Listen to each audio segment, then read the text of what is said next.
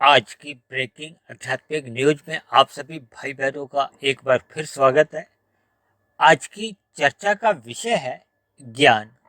लेकिन ज्ञान को हमने देखिए तीन अलग अलग शब्दों के साथ जोड़ा है और ये बहुत ही साधारण शब्द है। देखिए, एक पहला शब्द क्या है? तारा। क्योंकि तारे में तो नहीं के बराबर ही रोशनी होती है, इसलिए इसको हमने तमोगुण से जोड़ा है। और दूसरा है चांद। चांद क्योंकि देखिए धुंधली रोशनी देता है, इसलिए मैंने इसको रजोगुण से जोड़ा है। और तीसरा है सूर्य। जैसा कि हम सभी भाई बहन जानते ही हैं कि सूर्य के प्रकाश में हमें पूर्ण रूप से सही सही दिखाई देता है, इसलिए मैंने सूर्य को सतोगुण के साथ जोड़ा है। हालांकि शास्त्रों में तो कहा गया है, हम सभी आत्मा चेतन हैं, यानी हम सभी आत्मा ज्ञान स्वरूप है। लेकिन प्रकृति के विषय भोगों को भोगते भोगते हम आत्मा को ज्ञान आवृत हो जाता है, ढक जाता है, कमजोर पड़ जाता है। यानी हमारा ज्ञान अब धुंधली स्थिति में हो जाता है, भ्रम की स्थिति में होता है। जैसे देखिए, धुंध कब दूर होती है? जब सूर्य का प्रकाश आता है तो धुंध छट जाती है। इसी तरह जब हम सत्संग करते हैं, ज्ञानमय स्थिति में रहते हैं, तो हमारे भ्रम दूर हो जाते हैं। लेकिन हम कभी भी आनंद स्वरूप सत्ता कभी नहीं रहते।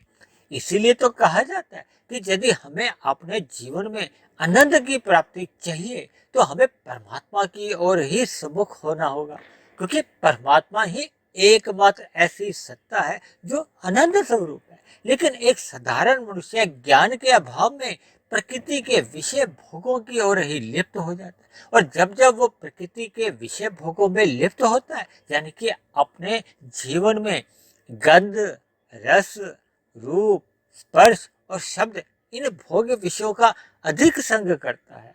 क्योंकि ये भोग विषय के तामसी कहेगी। ये प्रकृति के जो तीन गुण है, तमोगुण, रजोगुण और सतोगुण, ये सभी के सभी भोग विषय तामसी कहेगी। वैसे तो देखिए, आपके हमारे जितने भी स्थूल शरीर है, चाहे मनुष्य के ही नहीं, अन्य जोनियों के भी स्थूल शरीर, ये भी तामसी कहेगी। ये भोग विषय भी तामसी है और हम सभी के स्थूल शरीर भी तामसी है।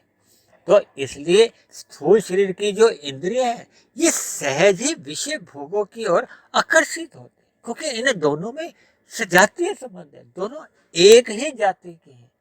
लेकिन हमने अपने मिले हुए जीवन में साधना आरंभ करनी है। और साधना कब आरंभ होती है? जब हम ज्ञान में स्थिति में होते हैं। और ज्ञान कब होता है?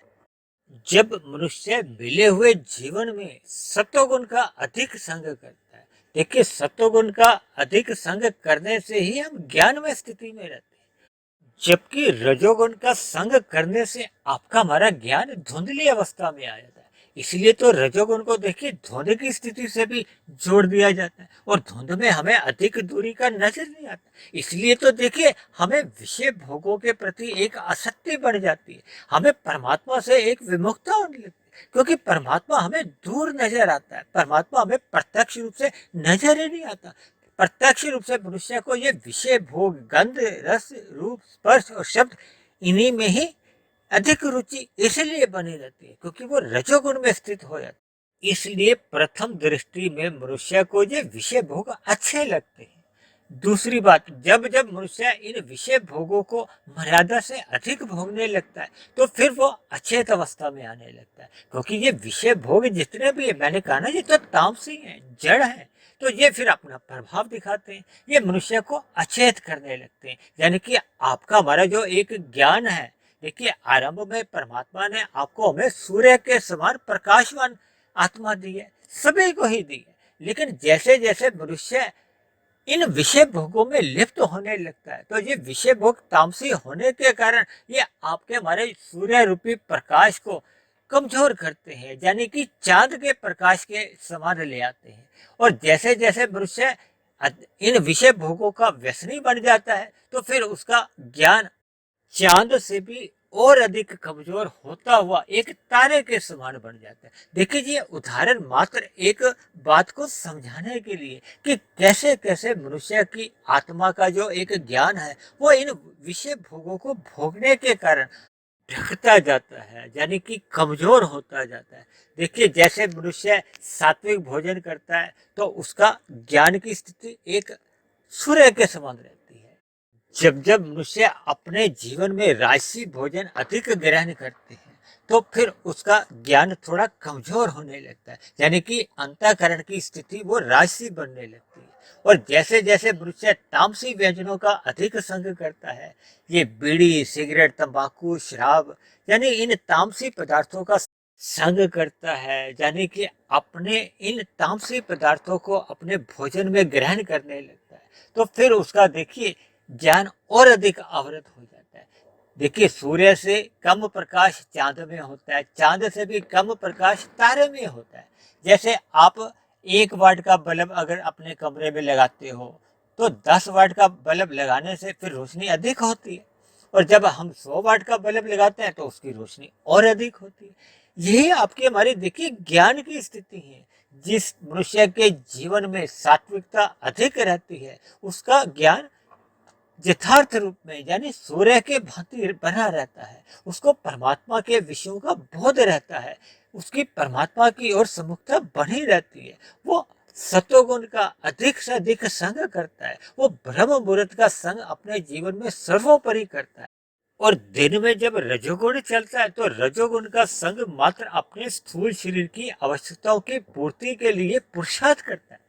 और इसी तरह जब शाम को सूर्य ढल जाता है यानी कि तमोगुण का आरंभ होता है, तब वो अपने आप को इन तामसी वृत्तियों से बचाता है। और जब घोर तमोगुण का आरंभ हो जाता है तब ऐसी अवस्था को वो अपनी नींद लेने में बिताता है, ताकि वो घोर तमोगुण के मल रूपी प्रभाव से बच जाए। देखिए ये सभी बातें मात्र समझने के लिए होती।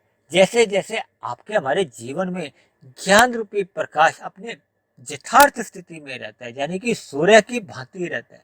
देखिए हम अपने बच्चों को कभी ऐसी शिक्षा नहीं देते कि वो तारे की रोशनी में पुस्तक को पढ़ें। हम उनको ऐसी शिक्षा भी नहीं देते कि वो चांद की रोशनी में बैठकर अपने शिक्षा का अध्ययन करें। हम ऐसी शिक्षा अवश्य अपने बच्चों को देते हैं कि आप सूर्य के प्रकाश में जाकर पढ़ो, ताकि आपके स्थूल शरीर की आंखों की रोशनी सही बने। देखिए इन उदाहरणों को हमने सापेक्ष दृष्टिकोण से लेना है, ताकि हम महासूर्य यानी जो परमात्मा है, जो कि एक अनंत स्वरूप सत्ता है, उसके सम्मुखता हम बढ़ाएं। ये तभी संभव हो पाता है जब मनुष्य सूर्य के समान ज्ञान की स्थिति में रहता है, उसको परमात्मा का बोध बना रहता है, उसको परमात्मा की एक यथार्थ स्थिति का भान बना रहता है। ऐसी स्थिति बने रहने पे ही फिर वो अपने आप को चांद और तारों से बचाता है, यानी कि रजोगुण और तमोगुण का जो एक मल रूपी संग से अपने आप को बचाता है और अपने मिले हुए जीवन को सफल करने के लिए, सार्थक करने के लिए साधना आरंभ कर देता है। देखिए मनुष्य जीवन आपको और हमें अपना प्रकाश बढ़ाने के लिए ही मिला है। यानी अगर किसी मनुष्य विशेष की स्थिति, ज्ञान की स्थिति अभी तारे के समान है तो उसको परमात्मा का संग करना चाहिए, यानी कि उसको सत्संग करना चाहिए। देखिए तारे की रोशनी को तो आप अज्ञानता से ही जोड़ सकते हो, चांद की रोशनी को आप एक धुंधले ज्ञान से ले सकते हो। इन सभी स्थितियों को आप जैसे जैसे यथार्थ रूप से ज्ञान के साथ जोड़ोगे, यानी ये ज्ञान की अलग अलग स्थितियां हैं। सभी पुरुषों का ज्ञान देखिए अलग अलग स्थितियों में होता है। आप इस तारे की स्थिति को देखिए, ज्ञान का जो एक भौतिक स्तर होता है ना, जब बच्चा प्ले स्कूल में जाता है, नर्सरी कक्षा में जाता है, तो उसको भी आप तारे के समान ही समझ लो। जब उसकी शिक्षा प्राइमरी शिक्षा हो जाती है या हाई स्कूल में आ जाता है तो उसको आप शिक्षा का चांद के समान समझ लो। और जब वो कॉलेज में आ जाता है या ऊंची ऊंची शिक्षा के लिए वो आगे उन्नति करता है, तो ऐसे शिक्षा के स्तर को आप सूर्य से जोड़ सकते हो। इन सभी बातों से हमें देखिए एक शिक्षा लेनी है।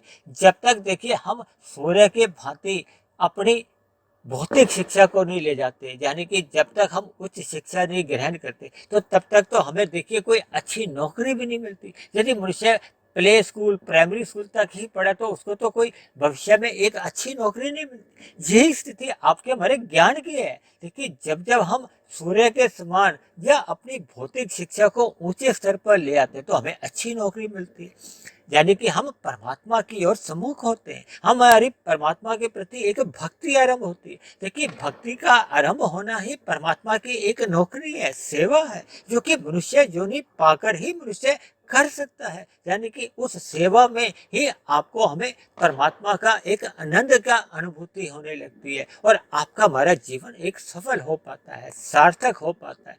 इन्हीं शब्दों के साथ आज की ब्रेकिंग आध्यात्मिक न्यूज को हम यही विश्राम देते हैं।